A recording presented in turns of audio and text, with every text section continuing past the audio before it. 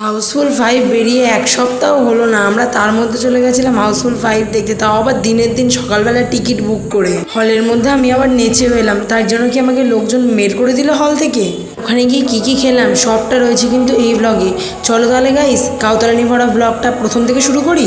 তো হাউসফুল 5 দেখতে যাওয়ার কথা তো আমার অনেক দিন থেকেই হচ্ছিলো, যবে থেকে আমি শুনেছি 6 তারিখ বইটা বেরাচ্ছে তার আগে থেকে আমি প্রিয়াকে বলে রেখেছিলাম যে ভাই আমরা কিন্তু দেখে আসবো। বাট প্রিয়ার মাঝখানে পরীক্ষা চলছিল, তো আমি জানতাম প্রিয়ার পরীক্ষা ছিল 10 তারিখ পর্যন্ত, কিন্তু কয়েকটা পরীক্ষার ডেট ক্যান্সেল হয়, পরীক্ষাটা আবার এক্সটেন্ড হয়ে যায়, আর আবার একটা পরীক্ষা ফেলে ওদের 13 তারিখ বা 14 তারিখ মতো।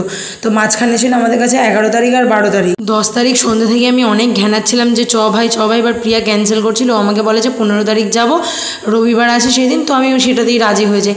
বাট পরের দিন সকালবেলাও ফোন করে বলেন যে না ভাই আজকেই যাবো ওর হঠাৎ কি ভূত চাপে মাথায়। আমি বলি ঠিক আছে তখন সকাল বাজে 11টা, আর তখন ওই মুহূর্তে আমরা টিকিট বুক করি আর 3:55 শোতে চলে আসি। আমি প্রিয়াকে বলেছিলাম তাড়াতাড়ি আসিস, বাট প্রিয়া তো কোনো দিন তাড়াতাড়ি আসবেই না, ও সেই লেট করে আসে, ওর জন্য আমাকে রুবিতে অনেকক্ষণ দাঁড়িয়ে থাকতে হয়। ও আসার পরে আমরা ফাইনালি অ্যাক্রোপলিস মলে চলে আসি, আর আমাদের টিকিটটা স্ক্যান করে দেয়, আর আমরা সাথে সাথে ভিতরে চলে আসি। এসে আমরা তো অনেকক্ষণ অনেক ফটো ভিডিও সব করি, কারণ হাতে অনেকটা টাইম ছিল আমাদের।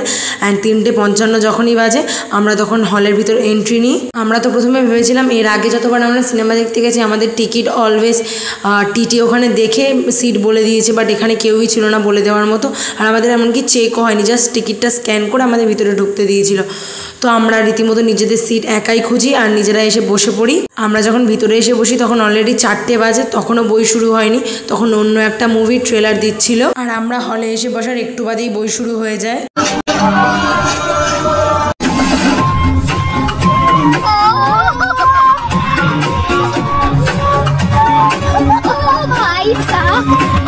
তারপরে যখন মুভির ইন্টারভাল দেয় তখন আমরা ওয়াশরুমে এসেছিলাম। আমরা ভেবেছিলাম কিছু খাবার নেব, বাট যা খাবারের দাম আমরা এমনি কিছু না কিনে হলের ভিতর চলে যাই।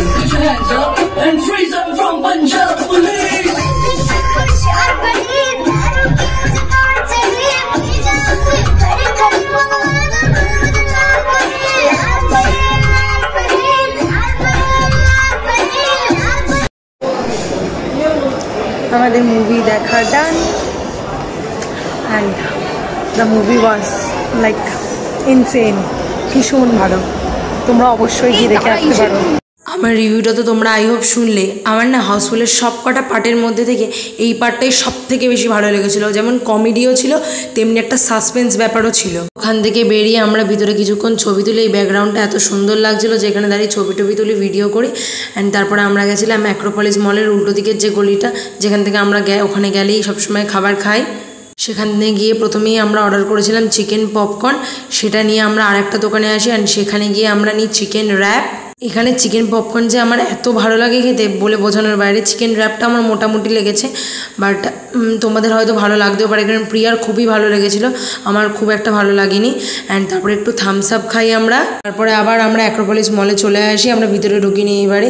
অ্যাক্রোপলিস মলের বাইরে যে ফুলের গাছগুলো ছিল সেখান থেকে ফুল নিয়ে আমি প্রিয়ার কানে গুঁজে দিই, তারপর প্রিয়া আমার কানে গুঁজে দেয়, কারণ আমাদের অন্য কেউ নেই কানে ফুল গুঁজে দেওয়ার জন্য, তো আমরা দুজনের সাহারা। তো তারপরে আমরা বাইরেটা বসে একটু ওয়েট করছিলাম মামার জন্য, কারণ মামা বলেছিল আমাদের নিতে আসবে।